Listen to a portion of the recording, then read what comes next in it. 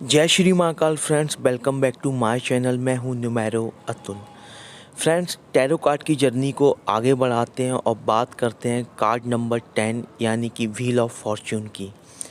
Friends, इस card का number है 10 यानी कि नंबर 1 और नंबर 1 रिप्रेजेंट करता है पावर ऑफ सन। सन एक ऑनेस्ट प्लैनेट है, एक सच्चाई को दर्शाता है, साथ ही साथ एक डिसिप्लिन को भी दर्शाता है। आगे बढ़ते हैं, बात करते हैं इस कार्ड की सिंबोलॉजी की। तो सबसे पहले इस कार्ड का नाम है व्हील ऑफ फॉर्च्यून। आप देखेंगे इस कार्ड में व्हील नज़र आ रहे हैं। व्हील यानी कि एक सर्कल, एक पहिया। पहिया जब घूमता है तो एक एनर्जी को रिलीज़ करता है, क्योंकि कोई भी घूमती हुई चीज़ जो होती है वो एक एनर्जी को रिलीज़ करती है, क्योंकि उसमें ना कोई एक एंडिंग पॉइंट होता है और ना ही कोई स्टार्टिंग पॉइंट होता है। तो एक एनर्जी ये कार्ड रिलीज़ कर रहा है। आगे बढ़े इस कार्ड की सिंबोलॉजी में तो हम देखते हैं एक एंजल है जिसके पंख लगे हुए हैं। एंजल ब्लेसिंग को शो करती है।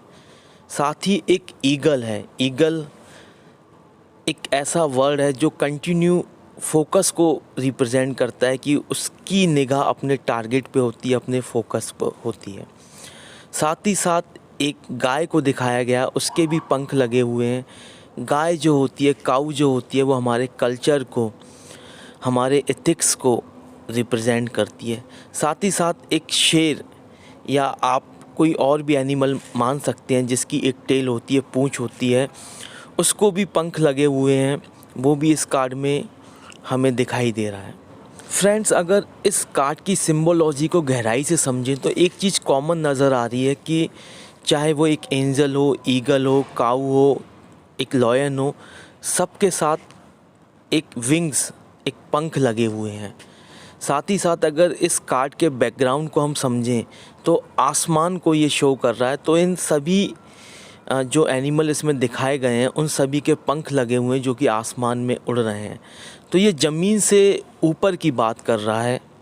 फ्रेंड, ज़मीन से ऊपर आसमान में अक्सर हमने सुना है कि हेवन होता है, स्वर्ग होता है।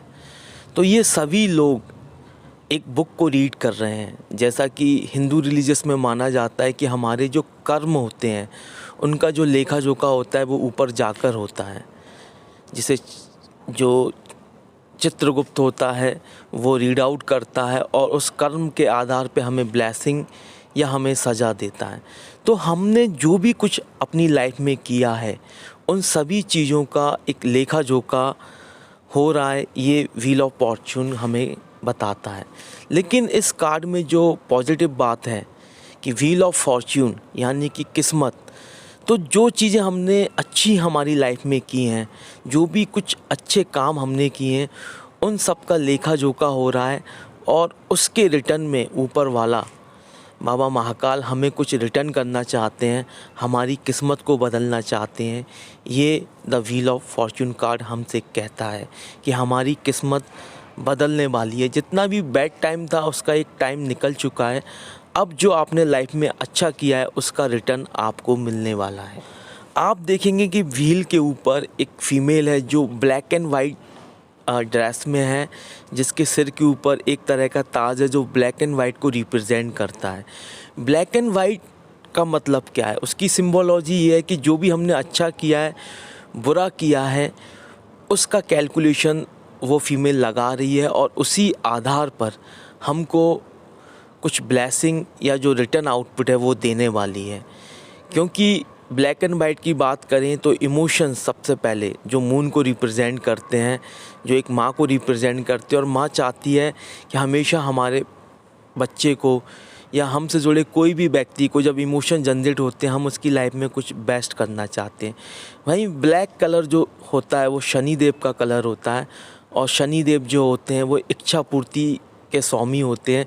जो भी हम अपने मन में इच्छा रखते हैं, शनि देव हमारे कर्मों के आधार पर उसे कैलकुलेट करते हैं और फिर डिसाइड करते हैं कि आपकी वो इच्छा पूर्ति हो या ना हो। तो completely wheel of Fortune card represent करता है आपने जो भी कुछ काम किए हैं, जो अच्छे काम किए हैं, आज आपको उसका रिटर्न मिलने वाला है।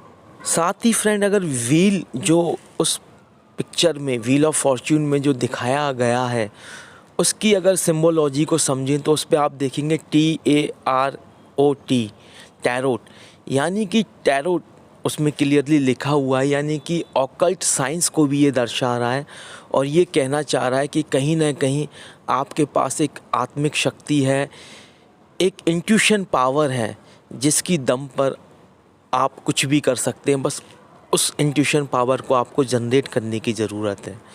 साथ ही आप देखेंगे कि एक विशेष तरह का एनिमल जिसके पास पंख नहीं है, लेकिन पंख की जगह उस व्हील को की बॉडी पर दिखाया गया है, वो ये इंडिकेट कर रहा है कि अगर व्यक्ति के पास किस्मत का साथ हो तो वो ऊंची उड़ान भर सकता है। तो इसका मतलब यही है कि अगर आपकी रीडिंग में व्हील ऑफ फॉर्च्यून कार्ड निकल रहा है तो आप किस्मत की दम पर चांस ले सकते हैं, किस्मत की दम पर खेल सकते हैं, किस्मत की दम पर ऊंची उड़ान भर सकते हैं, क्योंकि ये समय अब आ चुका है। जो आपने आपके जीवन में अच्छाइयाँ की हैं, ऊपर वाला उसे आपको रिटर्न देना चाहता है।